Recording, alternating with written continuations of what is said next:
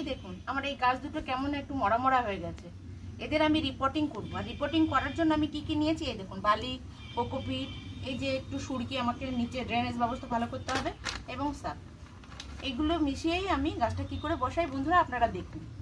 বন্ধুরা যেহেতু আমি এটা পুরনো মাটি নিয়েছি, এই মাটির সঙ্গে আমি একটু কোকোপিট এরকম করে মিশিয়ে দিয়েছি।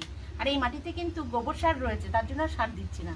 আর এই গাছটি যেহেতু ময়েশ্চার পছন্দ করে, সেই জন্য কোকোপিট দিয়েছি, এবং ওরা একটু বালি পছন্দ করে, বালিযুক্ত মাটি, সেই জন্য আমি একটু বালি মিশিয়ে নিচ্ছি।